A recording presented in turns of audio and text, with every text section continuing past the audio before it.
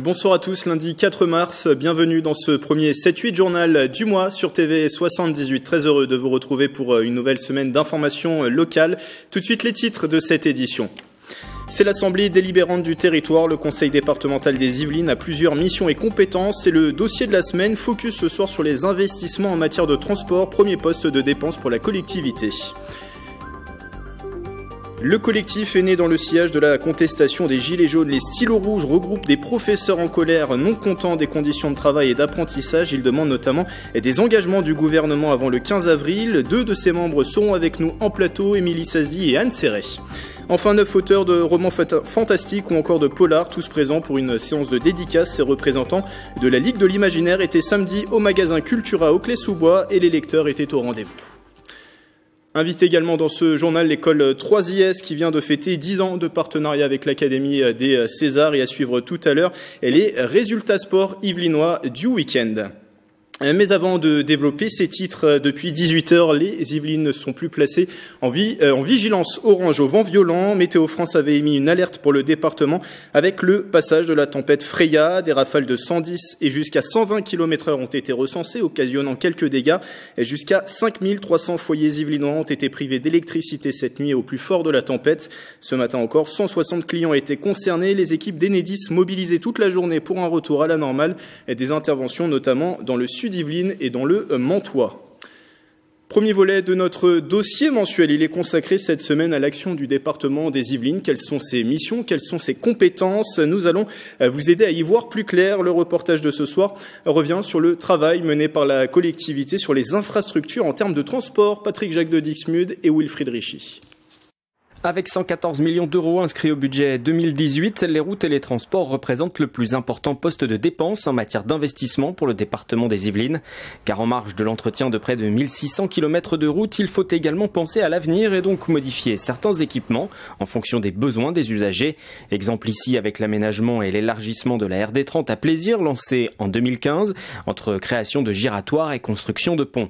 Ou encore ici entre Montesson et Sartrouville avec la réalisation de voies nouvelles. Les routes départementales sont complètement saturées dans cette région, notamment en centre urbain, et qu'il était bon de pouvoir dévier la circulation de transit sur un nouvel axe de circulation qui est la départementale 121. Et d'autres projets sont en cours, comme sur la RD 154 avec le contournement de Verneuil-sur-Seine et Vernouillet. Toujours dans le cadre de ses compétences, telles que définies par la nouvelle organisation territoriale de 2015, le département intervient également pour développer les transports en commun, avec la création d'une voie de bus spécifique lors du doublement du pont Schuller à la Verrière. Il ne faut pas oublier le transport ferroviaire. Plusieurs dossiers importants sont en cours en partenariat avec l'État et la région. La ligne 18 du métro automatique du Grand Paris Express et aussi le prolongement du RER E à l'ouest. Si autour de table, on ne participe pas, des travaux ne peuvent pas se réaliser. Je pense à Éole, qui concerne la vallée de Seine, mais je pense aussi au tram 13, qui va relier un jour Versailles, mais commençons par Saint-Cyr-l'École jusqu'à Saint-Germain-en-Laye, et qui se poursuivra jusqu'à Poissy. Et les enjeux sont importants car le cadre de vie des habitants et l'attractivité du territoire sont en jeu. Une entreprise viendra sur un territoire qui est attractif. Donc il faut qu'il ait le foncier et il faut qu'il ait les organes d'infrastructure qui lui permettent de faire venir ses salariés, de pouvoir faire venir ses fournisseurs et de pouvoir livrer dans de bonnes conditions sa production. On notera que le département a lancé en 2018 un observatoire de la mobilité afin de mesurer au mieux les besoins. Il a révélé l'an dernier que les Yvelinois se déplaçaient en moyenne plus que les autres franciliens et que 54% de ces déplacements se faisaient en voiture contre 38% à l'échelle régionale. 6 mois de prison avec sursis et une mise à l'épreuve, verdict du tribunal de Paris à l'encontre de l'auteur des tags antisémites sur le RERC. Il a été pris en flagrant délit mercredi dernier en gare de Versailles-Rive-Gauche. L'individu serait un fonctionnaire du conseil départemental des Yvelines âgé de 65 ans. Il a avoué être à l'origine d'une 50aine de tags et injures sur le RERC. Pour le moment, la justice n'a pas tranché sur le caractère antisémite du tag qui fait l'objet d'une autre procédure. Premiers invités avec moi en plateau, premières invitées même, puisque ce sont des femmes, Émilie Sazdi et Anne Serret. Bonsoir. Bonsoir, merci. Vous êtes toutes les deux professeurs, membres des Stylos Rouges de l'Académie de Versailles, le collectif de professeurs qui sont en colère. Alors vous avez envoyé récemment une lettre ouverte adressée au président de la République, au Premier ministre ainsi qu'au ministre de l'Éducation nationale, que vous sommez de prendre plusieurs engagements sur des sujets que l'on va évoquer dans un instant. Et vous avez également alerté les sénateurs récemment sur le projet pour une école de la confiance qui va être discuté prochainement en séance au Sénat. On va parler de ces actualités dans un instant. Déjà, ce mouvement des Stylos Rouges, comment est-il né? Dans quel contexte est-il né? Alors c'est un mouvement qui compte aujourd'hui 70 000 membres dans toute la France, exactement 2300, un peu plus de 2300 dans l'Académie de Versailles, qui regroupe des professeurs des écoles, des collèges, des lycées et des lycées professionnels. Et par ce mouvement qui est né sur les réseaux sociaux, nous réfléchissons ensemble comment réfléchir aux mesures qui sont annoncées par le gouvernement et qui nous déplaisent énormément parce que nous considérons que l'école est vraiment en danger. Je rappelle que nous sommes vraiment très attachés aux valeurs de l'école publique, laïque et gratuite et républicaine. Nous sommes des gens de terrain, nous savons de quoi nous parlons et nous avons envie que notre expérience soit mise à profit pour élaborer un texte. Pour élaborer les projets de loi. On ne vous consulte pas assez aujourd'hui pour élaborer ces textes? Tout à fait. Et on est obligé d'agir ainsi, effectivement, pour faire entendre notre voix. Et ce mouvement des Stylos Rouges, est-ce qu'il a aussi une volonté de se placer en dehors des syndicats qui sont la voie traditionnelle d'habitude pour contester des projets de loi? Personnellement, je ne suis pas syndiquée, je n'ai jamais fait de politique, mais c'est simplement en tant que professeur de terrain qui a droit au chapitre, il me semble. Je suis aussi citoyenne et j'ai mon mot à dire par rapport à ma profession qu'on est en train de mettre à mal énormément, et les valeurs qui m'animent dans mon métier sont vraiment en danger aujourd'hui. Et qu'est-ce que c'est être professeur aujourd'hui? Quelles sont vos conditions de travail? C'est pour ça qu'on a envoyé des lettres justement aux sénateurs. Parce que, comme a dit ma collègue, l'école est l'affaire de tous les citoyens.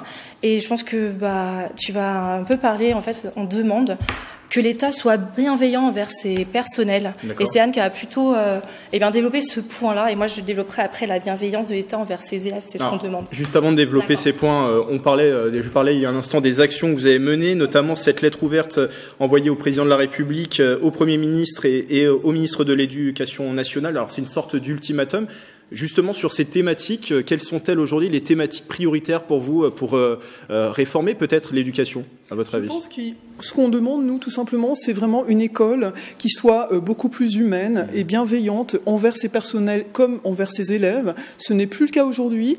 Nous avons vraiment la volonté de faire du bon travail, nous. On est vraiment attachés à notre métier. On aime profondément notre métier. Mais on a l'impression qu'aujourd'hui, beaucoup de choses nous empêchent de fonctionner correctement et de vraiment réaliser notre mission qui est vraiment la transmission de connaissances, d'une culture, de préparer au mieux les jeunes à leur avenir. Et au quotidien, on a l'impression vraiment de batailler pour avancer tout simplement.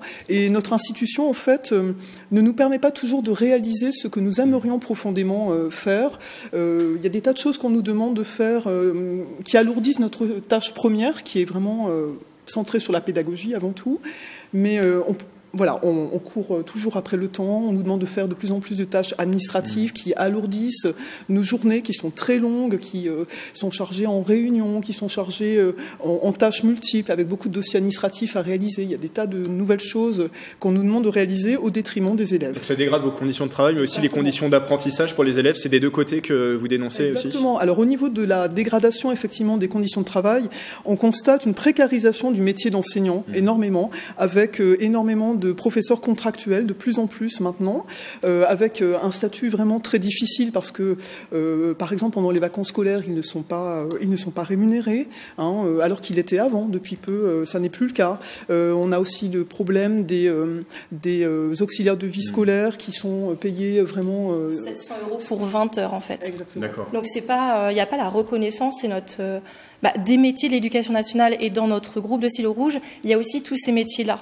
les AVS, les principaux. Voilà, ça englobe vraiment tous les métiers de l'éducation nationale. Alors l'un des combats actuels pour les stylos rouges, c'est ce projet de loi pour une école de la confiance qui a été adopté par les députés et qui va être examiné par les sénateurs. Les objectifs, en tout cas affichés par l'éducation nationale, c'est d'élever le niveau général des élèves, plus de justice sociale également au travers de l'école.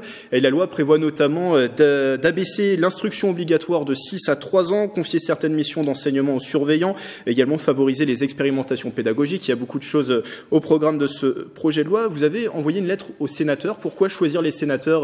Pourquoi alerter finalement ces sénateurs qui n'ont pas le mot final sur la loi, qui n'ont pas le dernier mot? En fait, parce qu'on est tous des citoyens, on a tous le droit de dire ce que l'on pense pour notre école républicaine et citoyenne. Et le texte, en fait, va passer là au Sénat pour une relecture et va passer après aux Assemblées nationales. Donc, on continue aussi à rencontrer les députés. Sur la forme, le texte est très vendeur, hein. Voilà, sauf que actuellement, il n'y a plus assez de profs parce que voilà, on demande une revalorisation salariale. Qu'au niveau de la maternelle, avec cette instruction à 3 ans dont vous parlez, en fait, c'est annoncé, mais on ne voit pas les impacts sur le terrain, comment ça pourra être fait.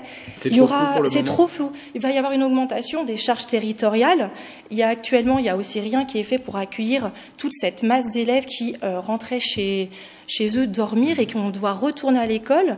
À l'heure aussi de la transition écologique, c'est-à-dire qu'en petite session, les parents vont devoir faire 2 fois plus de trajets, avec cette instruction aussi à 3 ans.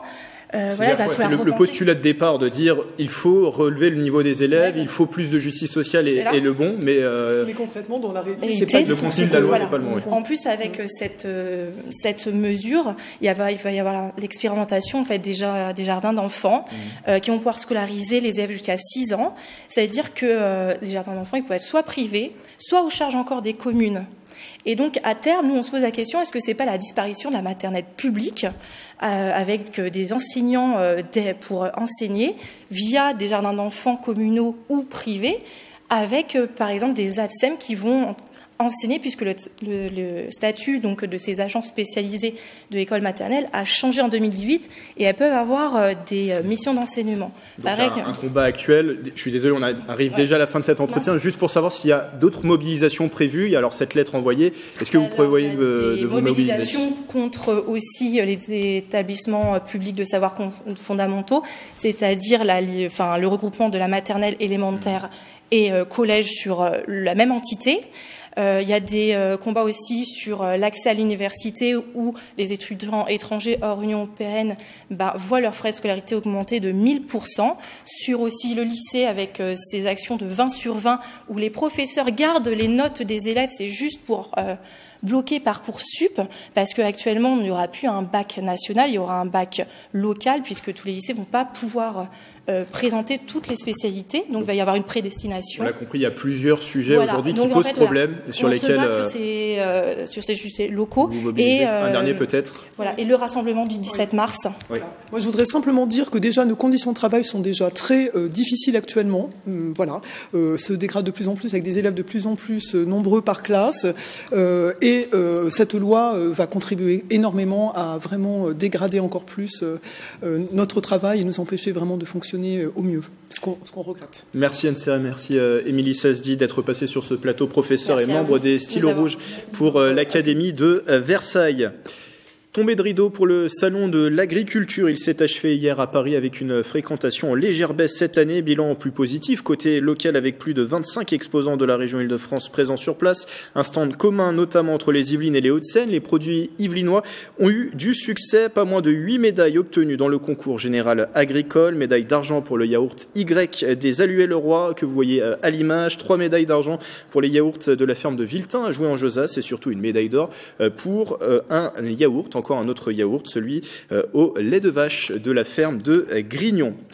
Les passionnés de polar ont pu rencontrer samedi après-midi 9 auteurs issus de la Ligue de l'Imaginaire. Ce collectif créé en 2008 a pour objectif de défendre cette littérature dite populaire. Et les lecteurs au rendez-vous ont pu repartir avec leurs photos, souvenirs et leurs dédicaces. Le reportage d'Aurélie Onze. Il y avait foule pour cette séance de dédicace XXL.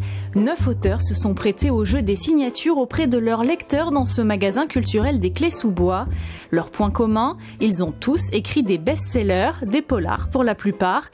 Ils font également tous partie de la Ligue de l'Imaginaire, un collectif lancé en 2008 pour défendre la littérature de l'imaginaire. On est vraiment autour de ce style littéraire parce que trop souvent on nous parle de littérature blanche et du reste de la littérature, comme si le reste de la littérature n'était pas importante. Une littérature qui plaît, à en juger par cette file d'attente qui s'allongeait de minute en minute. Il fallait en effet être patient pour prendre la pause aux côtés de son auteur préféré, ou bien pour obtenir le précieux sésame, la dédicace personnalisée. Très impressionné. C'est toujours, quand on passe du virtuel au réel, c'est toujours impressionnant. Mais voilà, je suis contente. On a fait les groupies de base, quoi. On lui a dit qu'on adorait ce qu'il écrivait. Rien de très original. Alors on aimerait lui dire quelque chose d'original, mais on ne trouve pas, parce que quand on sait ce qu'il écrit, on se dit qu'on ne sera pas à la hauteur, quoi. Composée de 5 écrivains à sa création, la Ligue de l'Imaginaire compte aujourd'hui 20 membres. Plus qu'un collectif, c'est une véritable bande d'amis qui aiment se retrouver plusieurs fois dans l'année. On se lit mutuellement pour certains. Parfois, quand il y en a un qui ne trouve pas une idée de titre, on fait des brainstorming ensemble et on compare nos expériences. On aime se retrouver, mais on aime aussi justement aller dans des salons, dans des librairies, dans des médiathèques pour justement parler de cette littérature. Mission réussie ce samedi après-midi pour la Ligue de l'Imaginaire. Les lecteurs friands de ce genre littéraire ont été plus de 200 à avoir fait le déplacement. Cet événement culturel est l'un des rendez-vous phares du début d'année. La 44e cérémonie des Césars s'est déroulée le 22 février. C'était à la salle Pleyel à Paris. Et dans l'équipe technique de cet événement, des étudiants de 3IS, l'Institut international de l'image et du son basé à Elancourt, qui ont réalisé des captations sur place. Pour en parler sur ce plateau, 2 invités. Stéphane Lamy, bonsoir. Bonsoir. Vous êtes le directeur pédagogique de 3IS et Léa Charnier, bonsoir. Étudiante en 3e année réalisation audiovisuelle, et vous avez participé à cette cérémonie des Césars. 3IS qui a fêté cette année, Stéphane Lamy, 10 ans de collaboration avec l'Académie des Arts et Techniques de Cinéma qui organise cette cérémonie. C'est un anniversaire important, on l'imagine ? C'est important pour nous parce qu'on a commencé ce partenariat simplement avec des masterclass, et puis petit à petit notre travail a été reconnu par l'Académie, donc on a couvert de plus en plus d'événements pour les Césars jusqu'à arriver à faire aussi des plateaux, des captations jusqu'à la cérémonie. De pouvoir placer des étudiants sur cette cérémonie, voilà. C'est une fierté pour l'école, c'est en tout cas un partenariat qui a évolué, vous l'avez dit. Ça a évolué, c'est une fierté parce qu'on nous fait confiance. Donc ça prouve quand même que nos étudiants font du travail de qualité. Et puis pour nous, c'est très très important justement de les mettre en situation à l'extérieur. Là, on répond à une commande professionnelle. En plus, on est devant un très joli parterre de profession, ce qui peut être aussi assez stressant pour les étudiants. Et c'est vrai que on les met dans des réelles conditions de production. Et donc ça, c'est assez irremplaçable. Donc bien sûr, on les encadre, on est avec eux, mais c'est un dispositif qu'on ne peut pas reproduire dans une école. Oui, qui amène la théorie finalement à l'école, et là on peut appliquer tout ce savoir. Ouais. La dimension plus globalement partenariale de 3IS, c'est aussi un axe primordial pour l'école de pouvoir collaborer avec d'autres organismes. Oui, parce qu'il faut, comme on parlait juste avant, il faut que les étudiants soient mis dans des situations réelles. Bien sûr, dans notre école, on fait... que ce soit pour la filière cinéma, la filière son, l'animation, le jeu vidéo ou le spectacle vivant, on essaie d'inclure systématiquement dans la pédagogie des rencontres comme cela. Alors effectivement, le partenariat le plus célèbre, c'est celui des Césars, parce que ça fait maintenant 10 ans que vous en parliez. On a aussi la cérémonie des Lumières, par exemple, l'équivalent un peu des Golden Globes américains, que l'on organise cette fois totalement, nous, que l'on a fait tout début février. Donc là, on avait à peu près 80 étudiants sur le terrain avec presque une vingtaine d'intervenants, donc c'est un événement très très important. On les a fait participer aussi, alors là plus pour l'animation, voire le design, à un partenariat avec TF1 Games par exemple. Là cette année on a un partenariat entre nos scénaristes qui sont en spécialisation de scénario, du cinéma audiovisuel, avec la Sorbonne par exemple, où ils travaillent sur du game design, donc des concepts de jeux vidéo. Donc plusieurs occasions de pouvoir et on mettre a à même profit ces connaissances. Blues sur scène, par exemple à Mantes-la-Jolie, qui est un festival de blues, où là on a plutôt les équipes du spectacle vivant, les équipes son et les équipes lumière qui vont grossir les rangs des équipes. Et les situations réelles sont irremplaçables et ça les rend plus autonomes pour la suite. Alors Léa va peut-être nous confirmer tout ça. Racontez-nous un peu comment s'est déroulée cette soirée des Césars pour vous. Qu'avez-vous fait pendant cette soirée ? Alors Alors nous, on a commencé tôt le matin, vers 9h. On est arrivé, donc on a dû préparer tout le matériel, etc. C'était assez intense, mais c'était sympa. Et alors après, on a été répartis un peu de tous les côtés. Donc il y en avait qui étaient sur le tapis rouge, d'autres qui étaient dans la salle, là où il va y avoir les prix. Il y en avait d'autres qui étaient au niveau du cocktail. Moi, j'étais au cocktail. Donc ils arrivent en fait après le tapis rouge, donc ils vont manger. Donc là le but c'est d'essayer de pas justement les prendre en train de manger ni de boire, essayer d'avoir des sourires, des rires, des retrouvailles. Donc ça c'était assez intéressant justement. Et puis on se rend compte que c'est pas facile justement d'avoir ces moments qui sont on les a pas tout le temps. C'est live, comme on appelle dans le jargon, c'est ces moments intéressants. Donc là, on apprend beaucoup. Et ensuite, on avait, pendant la cérémonie, du coup, après tous ceux qui avaient des prix, on les recevait. Et donc là, on avait des interviews. Et donc là, il fallait qu'on prépare notre plateau. Et puis après, c'était mis en direct sur Facebook. Donc là, on n'a pas le droit à l'erreur. D'accord. Et donc là aussi, c'est intéressant. C'est un Il y avait un peu de stress, oui. Oui, mais pour moi, c'est un bon stress. Mais voilà, après, il y en a d'autres qui aiment moins. Moi, j'aime bien ce stress-là du direct. Et justement, on n'a pas le droit à l'erreur. Et c'est ça qui est intéressant. Et vous diriez en quoi cette expérience a été enrichissante? Vous qui êtes en 3e année réalisation audiovisuelle, ça vous apporte quoi dans ce parcours, cette expérience? En fait, on est vraiment...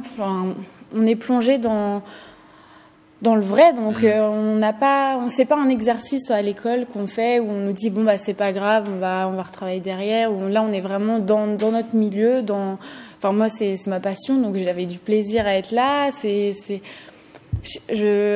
une expérience, je pense que je souhaite aux futurs élèves qui seront à 3IS, parce qu'on apprend en fait, c'est un bon moment. Je sens que ça va vous servir pour la suite de votre parcours. Oui. Et la suite, là vous êtes en 3e année, c'est la fin bientôt des études pour vous? Bientôt, on a un stage de fin d'année de 6 mois. Et donc là après, on le fait un peu où on a envie. Moi, ça serait plus dans le cinéma et la télé. Alors j'aime les deux milieux qui sont pas trop... après, c'est espérer d'être pris sur le lieu de notre stage et d'être gardé après sur un court-métrage, sur une série, pouvoir travailler, continuer avec l'équipe au-delà du stage en fait. On vous souhaite pleine réussite. On arrive déjà à la fin de cet entretien. En tout cas, pour toutes les informations sur 3IS, je parle sous votre contrôle, Stéphane Lamy, où on peut retrouver bien sûr toutes ces formations sur le site de 3IS qui s'est affiché en bas de cet écran. Merci à vous deux d'être passés sur ce plateau et peut-être qu'on reparlera d'autres événements couverts par les étudiants de 3IS. En ces vacances d'hiver, de nombreuses activités et pourquoi pas une sortie culturelle à Saint-Arnaud-en-Yvelines. La maison Elsa Triolet Aragon propose une exposition jusqu'au 12 mai consacrée à Pierre-Marie Lejeune et Niki de Saint-Phal, des œuvres personnelles et contemporaines de Pierre-Marie Lejeune mêlant dessin, collage et peinture, mais aussi des travaux croisés issus de la collaboration avec Niki de Saint-Phal, décédé en 2002. Présentation au micro de Patrick Jacques de Dixmude. La collaboration de Pierre-Marie Lejeune et de Niki de Saint-Phal, elle a duré plus de 20 ans.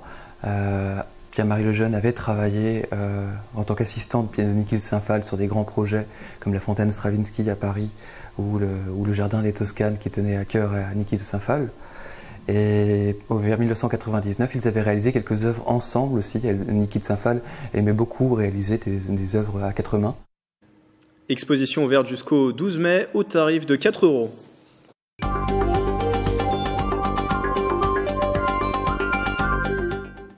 Et pour le retour du journal en formule 26 minutes, le retour aussi de la chronique sport de Mickaël Elmidoro. Bonsoir. Bonsoir Grégory. L'actualité sportive. C'est un plaisir en tout cas de revenir sur ce plateau. C'est un plaisir également pour moi. Alors l'actualité sportive du week-end, en tout cas les principaux résultats que vous allez nous commenter avec notamment du handball féminin pour commencer. Direction le championnat de National 2. Montigny-le-Bretonneux n'a pas réussi à créer l'exploit à domicile ce samedi soir face au 4e du classement Tôle Carantec. Le résumé du match, des images d'Aurélie Ronze, un montage de Xavier Jarre. L'entraîneur de Montigny-le-Bretonneux peut se prendre la tête à 2 mains. Ses joueuses ne sont pas passées loin de l'exploit contre Tôle Carantec. Timides en début de match, les Inimontaines se font bousculer à domicile et perdent logiquement 17-14 à la mi-temps.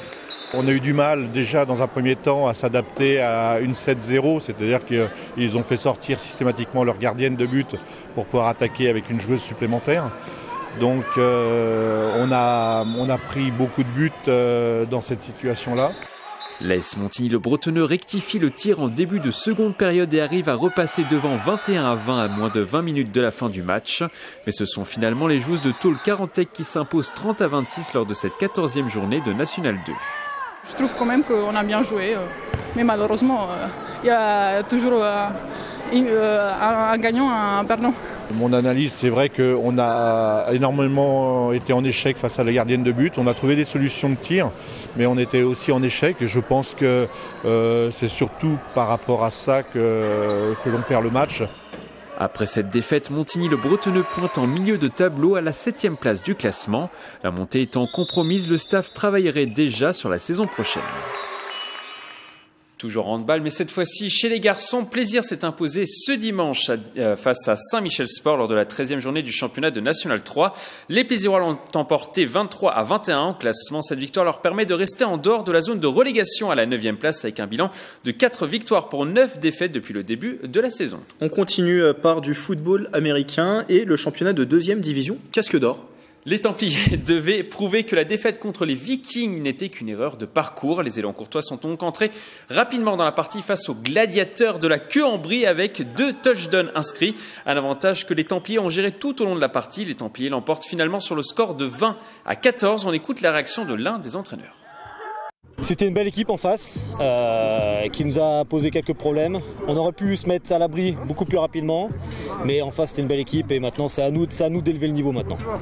Avec cette victoire, les Templiers d'Elancourt restent leaders de la conférence Nord de 2e division avec 4 victoires en 5 matchs disputés. Des résultats qui permettent d'espérer des playoffs en fin de saison et une possible montée en première division. On est là pour gagner tous les matchs et si on gagne tous les matchs, on est champion à la fin de l'année. Donc le même objectif, c'est toujours la même chose. On est là pour gagner le prochain match. On va le gagner aussi, on va le travailler. On a un mois pour bien bosser et ça va le faire. Prochain match pour les Templiers le samedi 30 mars à domicile contre les Dragons de Paris. Allez, un mot rapide pour terminer, Mickaël. Il y avait les championnats du monde de cyclisme sur piste. Alors la France est revenue avec 5 médailles des championnats du monde qui se sont déroulés en Pologne la semaine dernière. Mention spéciale à Quentin Lafargue, le pistard licencié au vélo club Elancourt 50 ans en Yvelines a raflé l'or sur l'épreuve du kilomètre. Son premier titre mondial après le bronze en 2016 et l'argent en 2017. Il va maintenant prendre des vacances bien méritées avant de revenir au vélodrome de Saint-Quentin en Yvelines. On lui donne toutes nos félicitations. Merci Mickaël. Dans un instant, le 7-8 Sport pour revenir sur l'ensemble de l'actualité sportive du week-end. C'est la fin de ce journal. Belle soirée avec TV78.